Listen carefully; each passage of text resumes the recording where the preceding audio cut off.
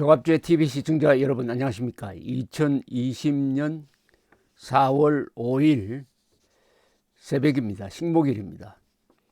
요사이 소셜 디스턴싱 사회적 거리두기 운동이 전개되고 있습니다. 정책적으로 사람이 많이 모이는 곳은 폐쇄를 하고 박물관, 미술관까지 문을 닫고 드디어 교회 예배도 보지 않았으면 좋겠다고 권고가 나오고, 사랑제일교회는 예배를 보니까 사랑제일교회를 특정을 해가지고 예배를 보지 말라는 행정명령까지 내리고 하는 이런 분위기입니다. 그래도 다른 나라보다는 우리나라가 아직 여유가 있는 편입니다.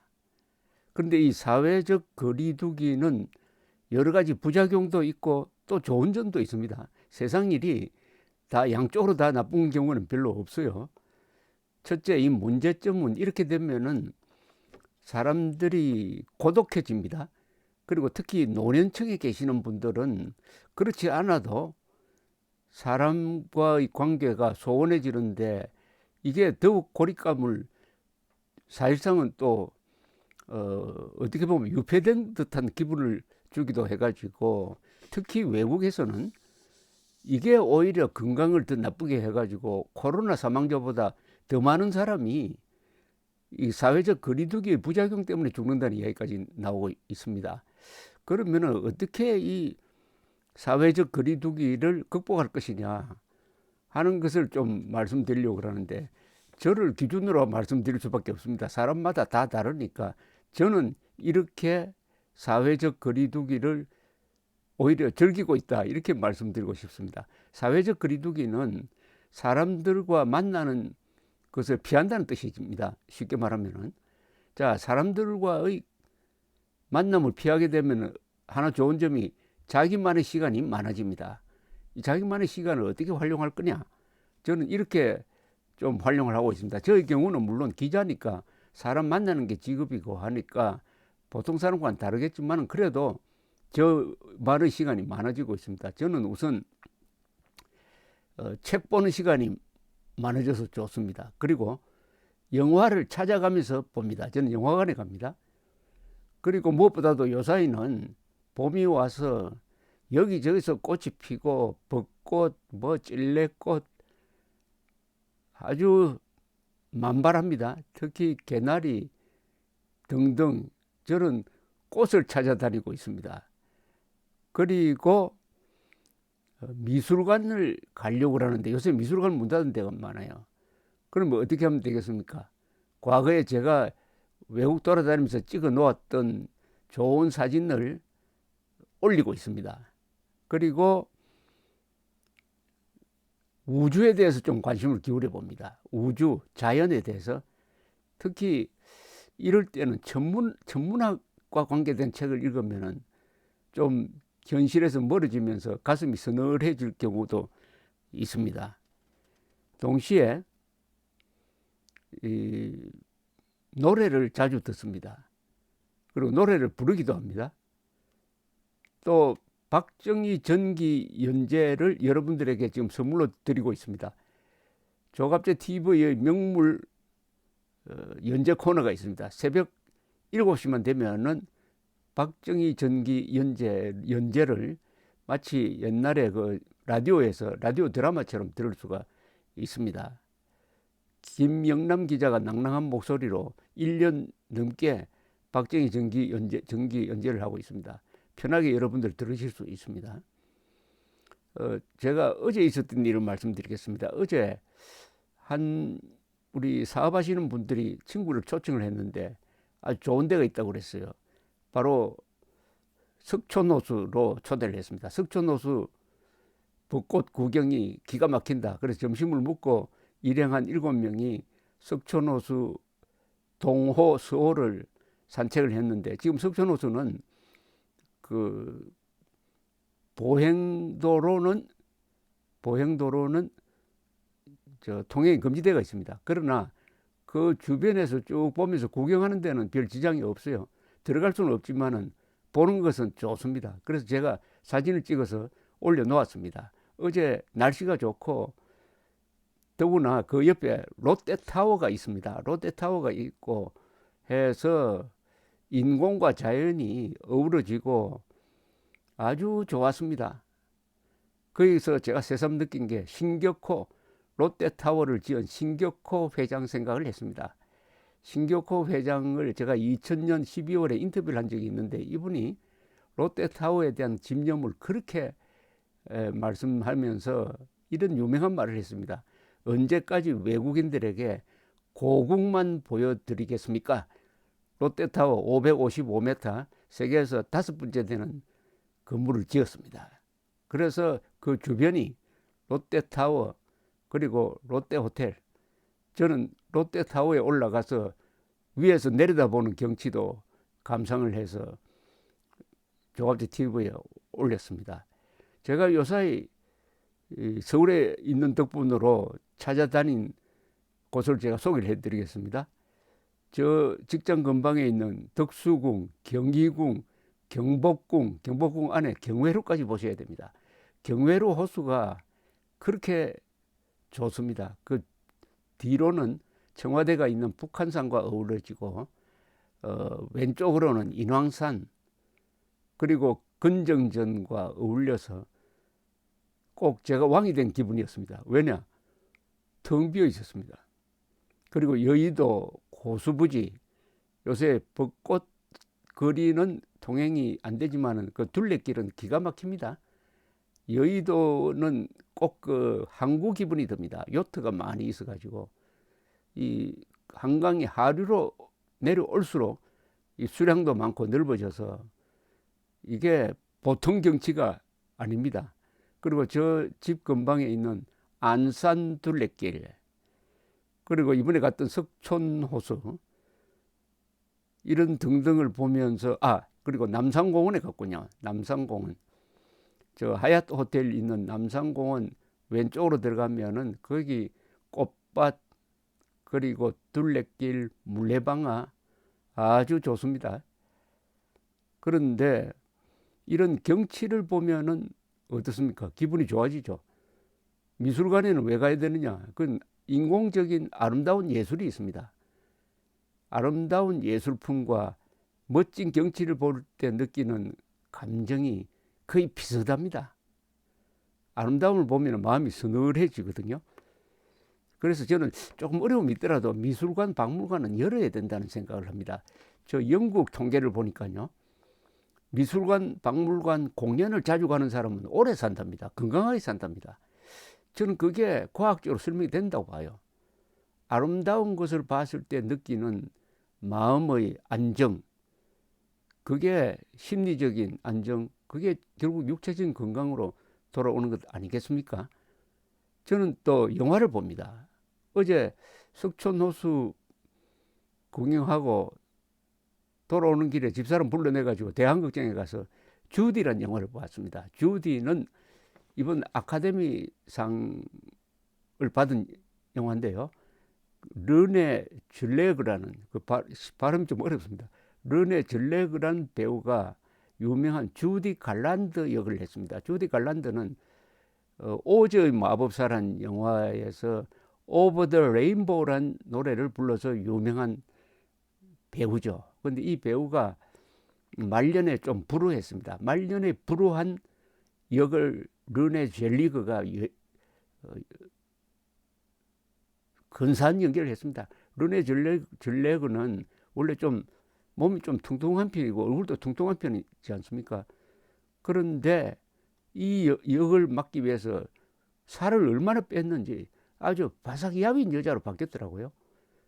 그러면서 마지막 말년에 말하자면은 왕년의 스타가 잊혀져가는 그 슬픔 그리고 결혼도 실패하고 아이들과는 떨어져 살아야 되고 더구나 이 스타가 잊혀진다는 게 얼마나 비참합니까? 그것을 극복하는 또 극복하려다가 좌절하고 그리고 이분이 단점이 있습니다. 유명한 영화 배우 중에서 또는 가수 중에서 이런 특징이 있습니다. 약속을 안 지키고 그래야 시간을 안 맞추고 그러다 보면 영화 찍는다고 막 영화 찍다가 기간이 늦어지고 공연이 취소가 되고 하는 이런 바로 이 주디 갈란드도 그것 때문에 여러 사람들 실망시키는데 마지막 장면이 근사했습니다. 마지막 장면이 오버 더 레인보우를 부르다가 막 지쳤는지 아니면 너무 슬펐는지 더 이상 못 부르겠다고 하니까 관중들이 일어나서 합창으로 같이 불러주는 모습. 그 장면 딱 끝나고 나서 6개월 후에 사망했습니다. 47살이었습니다. 이런 영화였습니다. 제가 영화를 구경했는데 한 300석인데 관객은 4사람이었습니다. 제가 한 2주 전에는 또 대한극장에서 1917이라는 영화를 봤습니다. 1917은 이 기생충과 아주 경쟁했던 영화였습니다. 1917의 스토리는 뭐냐면은 무대는 1차 세계대전입니다. 1차 세계대전 참호전입니다. 영국군 사병 2사람이 지금 통신이 끊어진 어느 부대에 메시지를 전달하러 가는 과정에서 일어난 여러 가지 사건입니다. 이 카메라를 두 전령이죠. 전령의 시각에 딱 맞춰가지고 거기까지 가면서 뭐 전투도 벌어지고 붙들리기도 하고 추격을 당하기도 하고 그중에 2사람 1사람 죽습니다. 그래서 결국은 도착해서 메시지를 전달하는 과정의 여러 가지 사건들을 통해서 마치 내가 참호전의 현장에 있는 것 같은 그런 기분을 느끼게 한 영화였습니다. 영화를 권해드립니다. 물론 위험하다고 생각하는 사람은 뭐 안 가셔도 되지만 제가 보니까 위험할 일 하나도 없습니다. 300명이 앉는 자리에 4사람이 앉고 마스크 쓰고 보면 되는 것 아닙니까? 또 요사이 좋은 영화가 많습니다. 그런데 이게 세상에 이 양쪽으로 나쁜 일이 없다고 그래요. 양쪽으로 또 좋은 일도 없다고 그럽니다. 한쪽이 나쁘면 한쪽이 좋아진다고 그래요. 요사이 이 세계가 동작 그만입니다. 지금 사람들이 움직이지 않고 있으니까 첫째 공장이 지금 돌아가지를 않아요. 많은 공장이 지금 멈추고 있습니다. 그러니까 요새 한국이 미세먼지가 과거보다 줄었지 않습니까? 이 말은 뭐냐? 대기 오염이 아주 낮아지고 있습니다. 가장 큰 덕을 보는 나라가 인도입니다. 인도는 세계에서 가장 대기 오염이 심한 20개 도시 중에서 한 반이 인도에 있습니다. 압도적으로 1등은 뉴델리입니다. 한 2천만 명이 몰려 사는데 저도 한번 가봤지만 완전히 스모그 상태예요. 거기서 살면은 단명하겠다는 생각이 저절로 들었습니다. 그런데 요새 공장이 가동되지 않으니까 뉴델리에서 파란 하늘이 나왔습니다. 파란 하늘. 세계적으로 지금 환경 오염이 줄어들고 있습니다. 그래서 어떤 사람은 이렇게 해서 기관지염이나 무슨 이 폐렴으로 죽는 사람이 줄었다는 겁니다. 한쪽은 코로나로 죽어나가고 한쪽은 아마도 그보다도 더 많은 사람이 죽을 목숨이 살아나고 있다 하는 이런 통계도 있었습니다. 역시 이럴 때는 자기 성찰의 시간이 많죠. 나만의 시간이 많으니까 사람들 속에서 부대끼면서 살다가 보면은 아무래도 남 신경을 쓰고 하다 보면 자기의 삶을 산다는 게 참 어렵습니다. 그러나 이제 멀리 떨어져서 혼자 있다는 것, 이 참 좋은 면이 많습니다. 사람은 혼자 있을 때 자아를 발견하게 된다 그러죠.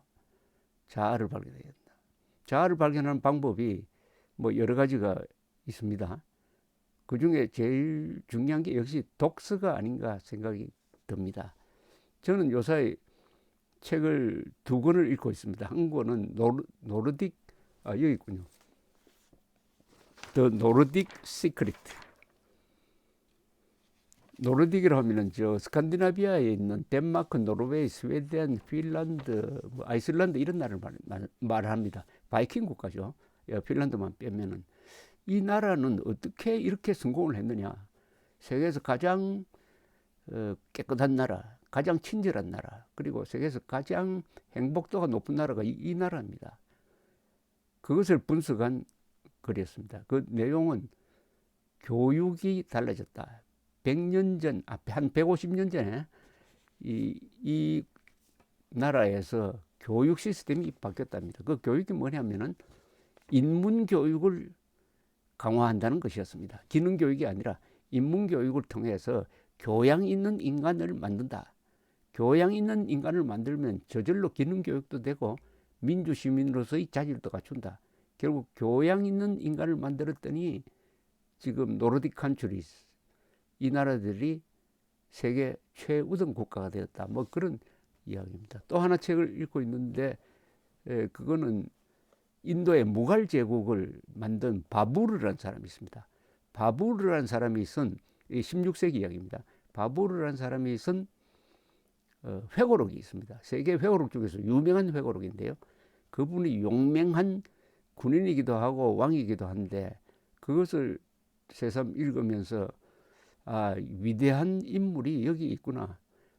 참고로 무갈 제국은 몽골이란 뜻입니다. 인도의 몽골 징기스칸 후손들이 세운, 물론 정복 왕조입니다. 세운 나라가 16세기, 17세기, 18세기, 19세기까지 번영했습니다. 타지마할이 바로 무갈 제국의 황제가 죽은 부인을 위해서 무덤으로 만든 것 아니겠습니까? 그건 물론 이란 기술자들이, 페르시아 기술자들이 만들었습니다. 그러니까 우리하고 상당히 친근 관계에 있는 몽골 무사들의 후예들이 세운 무갈 제국이 1700년에는 인구가 1억 5천이라서 청나라보다 더 컸습니다. 그 무갈 제국을 이해하는데 세운 창시자 바부르의 전기를 읽으면서 대충 짐작을 할 수가 있었습니다. 무갈 제국에 대해서는 나중에 기회 있으면 제가 별도로 설명을 드리겠습니다. 제가 이렇게 이해를 하면 어떨까 싶습니다. 1700년을 기준으로 해가지고 세계에 4대 제국이 있었습니다. 첫째, 청나라가 있었죠. 그 다음 무갈 제국이 있었습니다. 그 다음 중동에는 오스만 터키가 있었습니다. 그리고 대영 제국입니다. 이 4대 제국 중에서 대영 제국을 빼면은 청나라 무갈 제국 그리고 오스만 터키는 유목 기마 민족들이 만든 정복 왕조입니다. 말하자면은 말 타고 활을 쏠 수 있는 민족이 세계사를 이끌었다는 그 이해입니다. 그 중에 하나가 무갈 제국이었습니다. 이 책을 읽을 때 저는 영웅전을 좋아합니다. 전기를 좋아합니다. 그런데 요사이는 제가 천문학과 관계된 책을 많이 읽습니다. 그러다 보니까 자연히 아인슈타인 전기를 여러 권이 써졌는데 그걸 읽으면서 이 시야를 좀 넓히려고 합니다. 우주를 한번 생각해 보려고 합니다. 우주. 이 나이가 들면은 내가 어디서 와서 어디로 가느냐 하는 생각을 또 하게 되죠.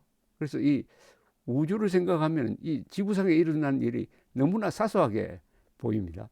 얼마 전에는 3월 28일 조갑지 TV에 올려드렸습니다. 3월 28일 금성과 이 달이 아주 근접해가지고 금성이 주먹만큼 크게 보일 때가 있었습니다. 그래서 저는 하얏트 호텔에서 지를 치고 있다가 가서 그것을 찍어가지고 올렸습니다. 물론 금성은 이 달보다 훨씬 한 300배나 멀리 있습니다. 달까지는 38만 킬로미터인데 저 금성까지는 1억 킬로미터가 넘습니다. 우리가 눈에 보이지 않는 이 우주의 크기에 대해서는 약 130억 광년 아닙니까? 130. 우주가 언제 만들어졌느냐 이게 거의 정확하게 나옵니다. 약 128억 년 전에 빅뱅을 통해서 우주가 만들어져서 지금 어마어마한 속도로 팽창을 하고 있는데 요사이는 이런 우주가 무수하게 더 있다는 것 아닙니까? 그래서 유니버스가 아니라 멀티버스다, 멀티버스다 라는 이런 뭐 블랙홀 이야기 등등 이런 걸 보면은 요사이 지구상에서 일어나는 게 모든 게 사소하게 보이는 수가 있습니다. 그래서 이런 사회적 거리두기를 역이용해 가지고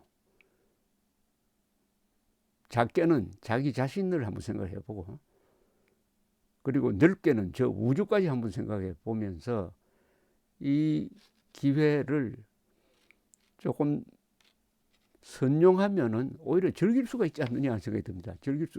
너무 한가한 이야기를 하는 것 같죠. 그럼 그 사이에 돈은 언제 버느냐? 선거는 어떻게 하느냐? 뭐 이런 책망이 저한테 또 쏟아질지 모르겠습니다. 어쨌든 인간으로 태어나서 이 좋은 경치를 많이 봐줘야 된다는 게 저의 생각입니다. 이 우주에서 지구처럼 아름다운 데는 없습니다. 아직도 고등동물이 사는 데는 이 광활한 우주에서 지구밖에 없습니다. 그만큼 아름답죠. 그렇다면은 인간으로 태어나면은 조물주가 아름답게 만들어준 것을 보고 가야 될 의무가 있는 것 아닙니까? 이 지구상에 태어났으면 아름다운 데를 찾아다녀야죠. 그런데 이게 지금 코로나 사태 때문에 여행이 그냥 직격탄을 맞았습니다. 여행이. 그러면은 우리가 국내에서라도 이제는 여행을 해야 되겠죠. 두 가지 여행을 해야 되죠. 자기 자신을 탐험하는 여행, 자아 여행, 그리고 가까운 데를 돌아다니는 여행.